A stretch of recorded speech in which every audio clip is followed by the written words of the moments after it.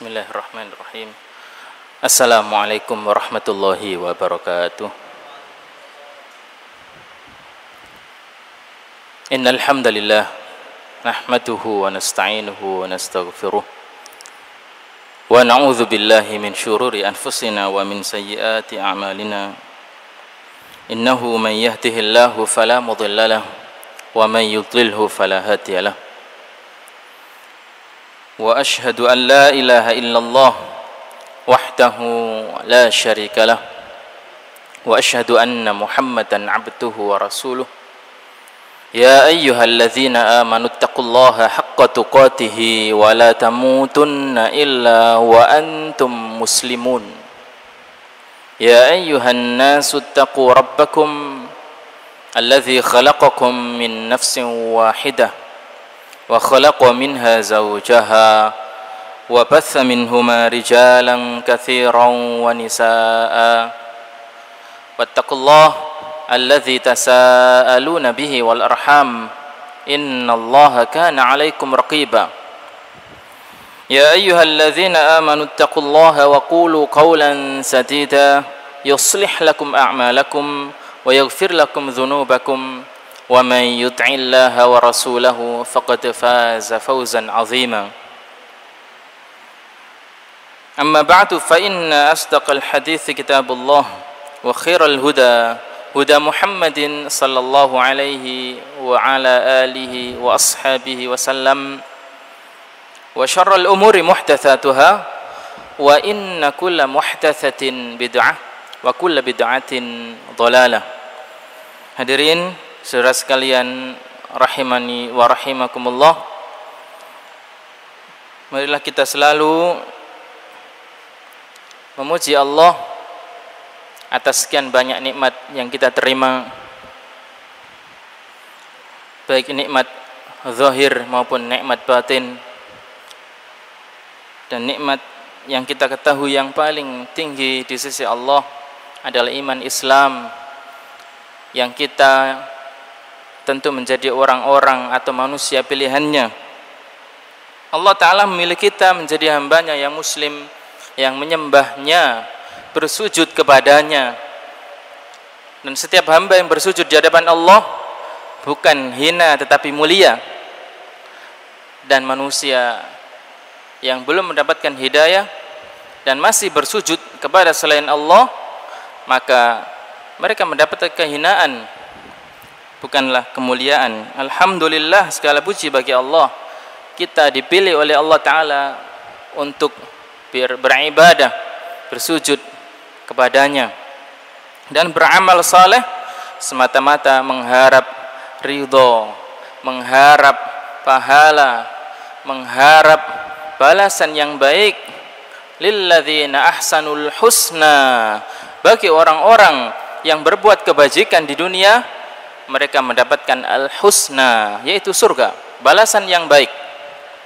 Wa ziyadah, dan tambahan. Kata Rasulullah sallallahu alaihi wasallam menafsiri ayat ini, az-ziyadah yaitu melihat wajah Allah, dan ini adalah nikmat yang paling besar yang ada di dalam jannah Allah. Nikmat yang paling besar di surga adalah melihat wajah Allah. Wujuhun yauma idzin nadhirah, kata Allah, wajah-wajah pada hari itu berseri-seri, bersinar cemerlang. Ila rabbiha nadhirah, melihat kepada Rabbnya, yaitu Allah Azza wa Jalla. Itulah az-ziyadah, sebagaimana Rasulullah sallallahu alaihi wasallam menjelaskan mengenai ayat lilladzina ahsanu al-husna wa ziyadah. Siapa di antara kita yang tidak ingin mendapatkan balasan al-husna? Tentu kita pasti akan mengharapkannya. Dan mudah-mudahan kita mendapatkan balasan yang terbaik di sisi Allah Azza wa Jalla. Amin, Allahumma amin. Bapak, saudara sekalian rahimani wa rahimakumullah, semua usaha kita, mulai dari yang terkecil hingga yang terbesar, semua amal kita, amal kebaikan, sekali lagi apabila diikhlaskan mengharap pahala Allah, maka akan mendapatkan balasan yang luar biasa. Sebaliknya, apabila kita harapkan kesenangan di dunia, beramal soleh, berinfak ingin terkenal, beramal soleh, menuntut ilmu yang tinggi, ingin dianggap sebagai orang yang alim, dan lain sebagainya, mendapatkan pujian dari manusia, maka Allah Ta'ala akan memberikan pula di dunia, akan tetapi di akhirat malahu min nasib, tidak ada bagian baginya di akhirat sedikit pun. Wal'iyadzubillah. Mudah-mudahan kita dijauhkan dari orang-orang yang semacam itu. Amin Allahumma amin. Yang lalu telah kita baca dalam kitab Riyadhus Shalihin bab yang ke-88, yaitu bab istihbab tibil kalam, yaitu dianjurkan berbicara atau mengucapkan ucapan yang baik-baik saja. Wa talaqatil wajh 'indal liqa, dan apa?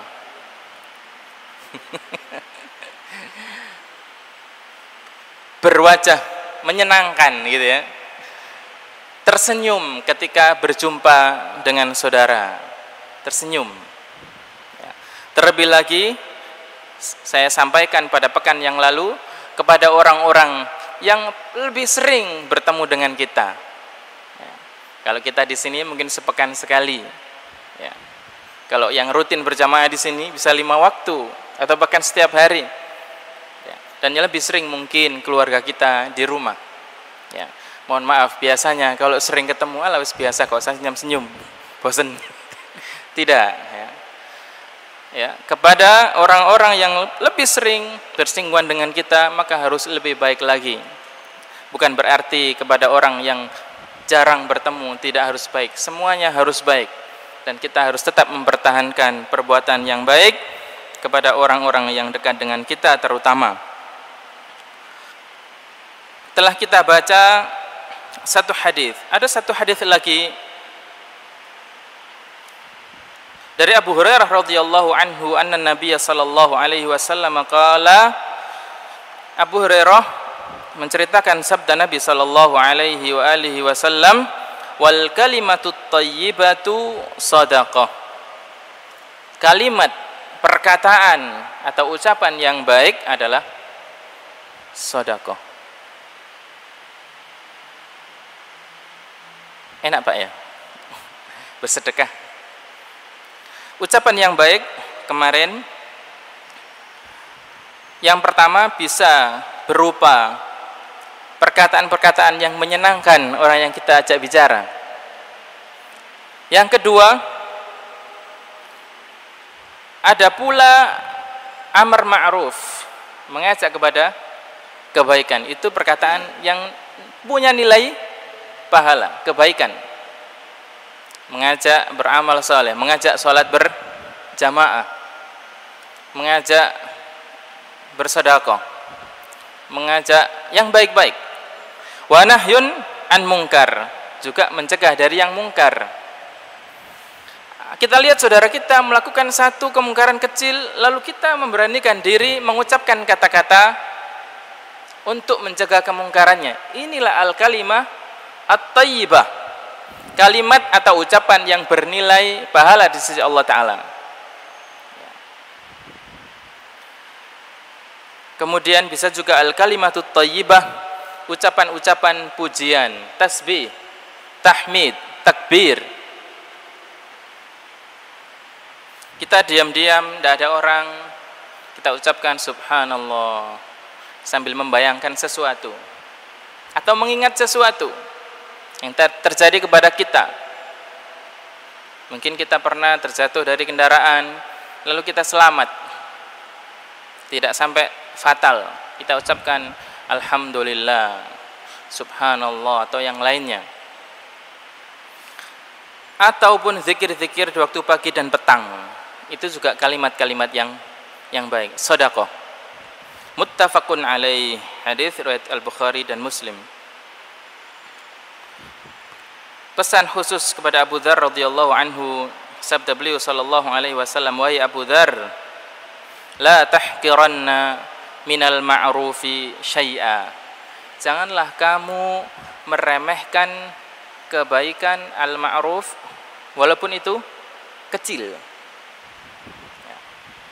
Walau an talqa ahauka biwajhin taliqin, meskipun hanya sekedar bertemu saudaramu dengan wajah berseri-seri atau wajah yang menyenangkan. Bertemu orang kemudian kita tersenyum kepadanya. Kita yakin bahwa kalau kita bertemu orang lalu dia mendahului senyuman, sapaan, maka kita pasti senang. Begitu Pak ya? Ada orang mendahului, senang sekali. Ya. Mendahului salam. Ada dua orang bertemu, mana yang terbaik? Yang terbaik di antara keduanya adalah yang mendahului mengucapkan salam. Apa salam? Yaitu doa. Assalamualaikum, telah kita jelaskan pada pekan yang kemarin. Doa. Bayangkan kita didoakan, saudara kita. Loh, ono apa kandungan aku? Aku gak selamat dah. Bukan begitu. Kita didoakan oleh saudara kita. Assalam. Dan ini juga perintah Allah untuk menyebarkan salam. Karena salam sendiri adalah salah satu dari nama Allah. Kita ingat ya. Wallahul apa di surat Al-Hasyr itu? Wallahu alladzi la ilaha illahu alimul ghaibi wasyahadah huwar rahmanur rahim. Loh, kok enggak ada salamnya? Oh, ayat berikutnya.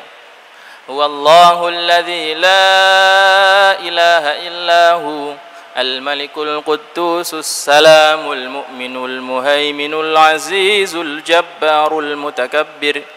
Subhanallahi amma yusyrikun.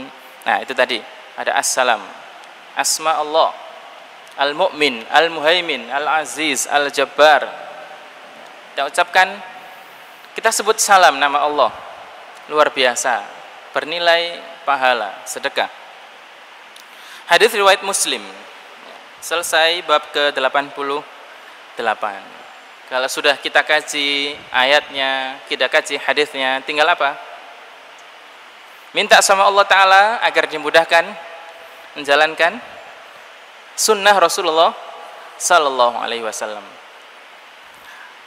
Perintah-perintah yang ada di sini dimulai dari ayat Al-Hijr yang telah kita baca, Al-Imran juga, kemudian hadis-hadis yang telah kita pelajari adalah kebaikan-kebaikan yang hasilnya akan kita temui di sisi Allah Subhanahu wa Ta'ala. Panjenengan sebagai orang tua melihat anaknya menjalankan aturan-aturan yang dia buat. Misalnya sarapan jam sekian, bangun tidur jam sekian, berjamaah di masjid ini, yang laki-laki keluar begini. Anda bikin peraturan, lalu anaknya taat, dijalankan. Sangat jarang mereka melakukan pelanggaran. Kalaupun melakukan pelanggaran yang kecil, kita akan senang sebagai orang tua, ya Pak ya. Itu kita tidak menguasai anak kita, mereka juga miliknya Allah Ta'ala. Lalu kita sebagai hamba Allah, kita utuh milik Allah. Allah Ta'ala punya aturan-aturan. Allah Ta'ala utus para Rasul. Yang terakhir Rasulullah Muhammad Sallallahu Alaihi Wasallam menyampaikan dari awal hingga akhir beliau begitu banyak melakukan atau merasakan pahit getirnya dakwah, kan begitu. Untuk apa? Untuk apa beliau rela disakiti, beliau rela dipukuli, bahkan terkena pedang dan lain sebagainya? Menyampaikan risalah Allah Ta'ala untuk kita dan untuk manusia sampai akhir zaman. Allah Ta'ala menyaksikan itu. Kita sebagai hamba Allah sekarang menjalankan itu. Bayangkan kita ketemu Rasul Sallallahu Alaihi Wasallam. Ya Rasulullah, kita bertemu beliau. Kita telah jalankan apa yang beliau dulu ingin umat jalankan. Beliau sallallahu alaihi wasallam ingin kita menyebarkan salam, kita sudah salam.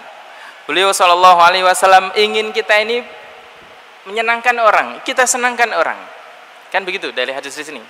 Kita bertemu dengan Rasulullah sallallahu alaihi wasallam. Maka beliau akan sangat senang dengan kita. Kan begitu, Pak ya? Sebaliknya, orang-orang yang tidak mengikuti sunnah Rasulullah sallallahu alaihi wasallam, kalau kita baca ayat-ayatnya, فَلْيَحْذَرِ الَّذِينَ يُخَالِفُونَ عَنْ أَمْرِهِ أَنْ تُصِيبَهُمْ فِتْنَةٌ, dan seterusnya. Itu kalau baca ayat itu madani, Pak. Seolah-olah kalau kita keluar dari rumah melihat bagaimana banyak orang yang tidak taati aturan Allah dan Rasulnya, seolah-olah tidak ada harapan untuk hidup. Kenapa? Kalau baca ayat itu, Allah sudah mengancam orang-orang yang menyelisihi perintahnya, perintah Rasulnya sallallahu alaihi wasallam akan diberi fitnah, bahkan yusibahum adzabun alim, diberi azab yang sangat pedih. Madani. Ya. Tapi kalau kita lanjutkan ayat-ayat berikutnya, tidaklah Allah Ta'ala itu mengazab satu kaum selagi engkau Muhammad masih berada di tengah-tengah mereka. Waktu itu tidak akan ada azab seperti zaman-zaman dahulu selama Rasulullah SAW masih ada di tengah-tengah manusia, masih hidup. Beliau wafat, bagaimana? Ayat berikutnya menjelaskan lagi. Tidaklah Allah Ta'ala mengazab satu kaum selama mereka yastaghfirun, meminta ampunan. Ya, jadi banyak-banyak minta ampun saja. Kita ajak sebanyak-banyak manusia minta ampunan Allah supaya kita terhindar dari azab Allah. Karena kalau yang namanya azab, Pak, tidak pilih-pilih. Mau yang sholat, mau yang tidak sholat, semuanya kena. Ayat berikutnya menjelaskan, kalau sudah ada azab Allah Ta'ala, wattaqu fitnatan la tusibanna alladhina zalamu minkum khassah. Allah Ta'ala ingatkan, takutlah akan satu fitnah. Di sini ujian, musibah atau azab yang tidak hanya menimpa orang-orang yang zalim saja. Nah ini kan medeni juga. Ya. Berarti semuanya akan kena. Yang taat kena, yang maksiat kena, yang sedang tidur kena, yang sedang bekerja, semua. Ya. Begitu. Apabila manusia tidak mau memohon ampun kepada Allah Ta'ala. Taib. Bagi kita, hamba-hamba Allah Ta'ala yang menjalankan aturan Allah dan sunnah-sunnah Rasulnya akan mendapatkan balasan yang sangat tinggi dan sangat mulia di sisi Allah Azza wa Jalla. Tinggal kita melaksanakannya ataukah tidak.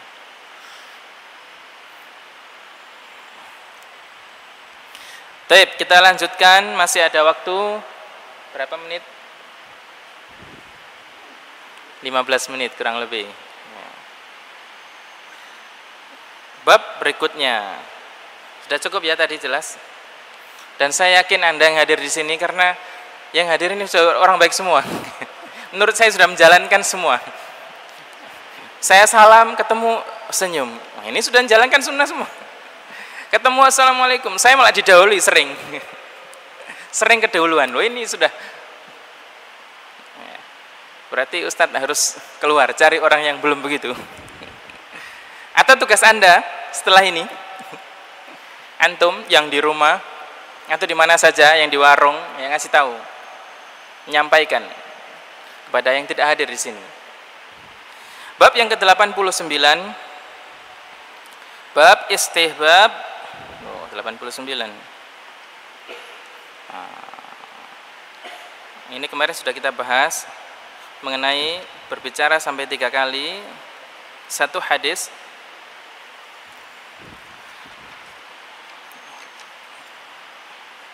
Nah, saya baca bab yang ke-91. Yang bawa kitab, yang bawa buku, silakan. Bab 91. Babul wa'zi wal iqtisadi fi. Bab memberi nasihat, dan iktisad. Iktisad itu kalau bahasa ekonomi, ekonomis. Tidak boros. Berarti irit ya Pak ya. Kalau kendaraan, irit BBM, tidak boros. Itu iktisad. Dan bersikap tidak boros dalam memberi nasihat. Saya mikir ini. Bagaimana penjelasannya? Kita akan paham setelah membaca hadis-hadisnya. Allah Ta'ala berfirman, a'udzubillahi minasyaitonirrajim, ud'u ila sabili rabbika bil hikmati wal mau'izatil hasanah. Ajaklah atau serulah menuju jalan Tuhanmu dengan hikmah. Syekh Muhammad bin Alan menjelaskan al-hikmah bermakna Al-Quran ya, dalam ayat ini. Kalau kita baca dalam penjelasan yang lain, al-hikmah dalam ayat yang lain ya, wa yu'allimuhumul kitaba wal hikmah. Kalau seperti itu bentuknya, berarti kitab maknanya Al-Quran, al-hikmah maknanya as-sunnah. Nah, kalau di sini al-hikmah maknanya Al-Quran. Kita diminta menyeru khususnya dalam kebaikan harus punya hujah, ya gitu Pak ya. Mengajak kebaikan harus ada dasarnya. Ayo kita melakukan ini, tapi tidak tahu dasarnya. Ayatnya tidak tahu, hadisnya enggak. Wala asar sahabat enggak. Pokoknya dulu kami begini, itu jangan begitu. Harus punya hujjah ya dalam mengajak kepada kebaikan. Melarang juga begitu, pokoknya nggak boleh ya. Berbeda dengan begini, minum khamr kan sudah jelas ya, jelas dilarang, kita sudah tahu itu keras, kita nggak hafal ayatnya mungkin ya atau hadisnya, itu boleh yang sudah jelas-jelas begitu. Tapi kalau yang tidak umum, maka harus kita tahu dasar atau hujjahnya ya. Wal mau'izatil hasanah, dan nasihat yang baik. Al mau'izatul hasanah yaitu dengan nasihat-nasihat yang ada di dalam Al-Qur'an. Waqila, ada yang mengatakan al muradu, yang dimaksud dengan mau'izatul hasanah adalah al qaulul layyin, perkataan yang lunak. Nah, perkataan yang lunak ini apa? Lunak lawan katanya keras. Al-qaulul layyin bila taghlizin wa ta'nifin ya, dengan tanpa berkata kasar atau memaksa. Nah, ini penting. Memaksa. Jelas ada orang memaksa gitu. Ya. Kebenaran itu disampaikan, tidak perlu dipaksakan. Tetapi kalau dalam pendidikan untuk melatih, membiasakan, terutama yang wajib-wajib ya, yang wajib-wajib, sebagaimana dalam sebuah hadis mengenai perintah sholat, ketika punya anak umur 7 tahun ya, diperintahkan kita untuk mengajak mereka sholat. Begitu umur 10 tahun, wadribuhum, kalau tidak mau harus dipukul. Ini kan memaksa ya. Tapi dalam hal-hal yang wajib-wajib, apabila ya, kalau saya memberikan keterangan kepada orang-orang atau jamaah, mukul ini kan umur 10. Jangan lihat mukulnya dulu, lihat hadis sebelumnya. Ketika mengajak mereka umurnya 7 tahun, 7 tahun, 8 tahun, 9 tahun, 3 tahun mengajak. Menurut pengalaman saya, ya, saya punya murid kan ngajar, ada Ustadz Ikrim di sini, ngajar juga. Saya punya murid kelas 1, sholat mungkin maghrib isya saja. Oke, tahun pertama. Kita nasihati. Tahun kedua, subuhnya lupa Ustadz, isyanya lupa Ustadz. Ya, tapi itu jarang, 1 minggu 2 kali gitu. Kita nasihati, kita kasih masukan, kita nasihati, kita kasih nasihat, kita bacakan ayat-ayat Quran begini, ancaman Allah Ta'ala dalam hadis-hadis meninggalkan sholat. Tahun ketiga, pengalaman saya, sebagian besar tidak ada masalah dalam masalah sholatnya. Ya. 3 tahun, harus bersabar Pak, ngajak dulu kita. Tidak pernah ngajak, tidak pernah ngasih tahu nyuruh, nggak mau langsung pukul. Ini tidak dibenarkan. Ya. Menurut yang saya pelajari, dia mengajak dulu, mengajak. Ya. Ini anak kita sendiri. Bagaimana dengan anaknya orang lain, kan begitu. Taib. Kembali kepada ayat tadi, ada perintah untuk memberikan nasihat. Kita semuanya disuruh Allah Ta'ala untuk memberikan nasihat semampu kita. Ya. Nah, mengenai iktisad atau irit tidak boros dalam bernasihat, maksudnya hadisnya dari Abu Wa'il, yaitu Syaqiq bin Salamah. Kata Syaqiq, kana Ibnu Mas'ud radhiyallahu anhu yudzakkiruna fi kulli khamisin. Kata Syaqiq, dulu Abdullah bin Mas'ud ya mengingatkan kami, memberi nasihat, wejangan kepada kami setiap hari Kamis. Setiap hari Kamis. Kalau saya di sini setiap Rabu. Dulu setiap Selasa, pernah dulu setiap Kamis, sebelumnya lagi setiap Selasa. Kalau subuh hampir tiap hari, Pak. Abdullah bin Mas'ud setiap Kamis memberikan nasihat, mengingatkan mereka, yaitu para tabi'in. Faqala lahu rajul. Tiba-tiba ada orang yang bicara kepada Abdullah bin Mas'ud. Bilang apa? Ya Aba Abdurrahman, wahai Abu Abdurrahman, yaitu Abdullah bin Mas'ud, lawadittu annaka dzakkartana kulla yaum. Saya senang kalau Anda ini mengingatkan kami, memberi nasihat kami, bukan cuma kami saja, tapi setiap hari. Karena yang disampaikan Abdullah bin Mas'ud itu kan ayat-ayat begini, mengenai surga neraka, hadis-hadis pesan Nabi SAW, amal soleh, pahalanya begini. Ini keburukan, dosanya begini. Dosa ini apabila begini, jelaskan ancaman Allah Ta'ala bagi orang yang begini dan begitu. Senang mereka. Ya, penjelasannya di sini. Orang-orang ingin agar Abdullah bin Mas'ud datang memberi nasihat setiap hari, kayak di sini. Ya. Kalau subuh, ya, loh kemarin kok nggak ada Ustadz gitu. Gitu saya nggak datang. Kemarin kok nggak ada. Gitu. Iya, kesiangan. Kadang saya kesiangan nggak datang ke sini, soalnya jauh jaraknya.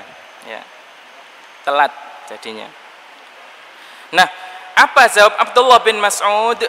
Faqala, beliau menjawab, ama innahu yamna'uni min dzalik. Ketahuilah, tidak ada yang menghalangiku, melainkan anni akrahu, saya tidak suka, an umillakum, membuat kalian bosan, wa inni atakhawwalukum bil mau'izah, sungguh saya ini kalau memberikan nasihat itu memperhatikan kalian. Hari ini ketemu hari ini, diperhatikan. Jangan sampai terlalu sering begitu. Kama kana Rasulullah sallallahu alaihi wasallam yatakhawwaluna biha, sebagaimana dulu Rasulullah sallallahu alaihi wasallam juga memperhatikan kami ketika memberikan nasihat. Dalam hal waktunya, tidak tiap hari. Bahkan Rasulullah sallallahu alaihi wasallam ada kalanya memilih waktu-waktu tertentu. Ada khutbah Jumat, atau ada peristiwa-peristiwa tertentu, kejadian tertentu, baru beliau menyampaikan. Makhafatas sa'amati alaina, beliau sallallahu alaihi wasallam juga melakukan demikian karena khawatir as-sa'amah, kemalasan, keseringan, keseringan, kebosanan fi alaina yang akan menimpa kami, muttafaqun alaihi. Ya. Jadi memberikan nasihat yang dimaksud tidak boros ya tadi itu. Di sini ada yang biasa ceramah enggak ini? Saya tidak terbiasa, tapi agak sering gitu kan. Susu ya bosan. Kenapa? Karena kita menyampaikan, ya, terkadang di sini menyampaikan seperti ini, di tempat lain menyampaikan ini juga kan Pak? Karena orang juga butuh tahu. Atau ustadz yang tafsir Al-Baqarah di masjid lain mulai pengajian tafsir Al-Baqarah juga. Yang nyampaikan ini terkadang ada bosannya sedikit. Ya. Padahal yang mendengar orang yang berbeda. Lalu bagaimana dengan yang mendengar orang yang sama, yang disampaikan itu juga? Apa kesan Anda? Mau ustaz iki kok iku wae sing disampaikan bukan ganti-ganti po, kan begitu. Itu bosan namanya. Ya. Padahal menyampaikan itu, ya, tadi mau itu perintah Allah Ta'ala menyampaikan. Kalau kami punya ustadz, kami punya dosen, ya, yang sudah lama di Saudi, biasanya kebiasaan ini terbawa. Kalau menyampaikan, mohon maaf, asal saja, asal yang dia mau sampaikan, tidak mau melihat kondisi mustami pendengarnya.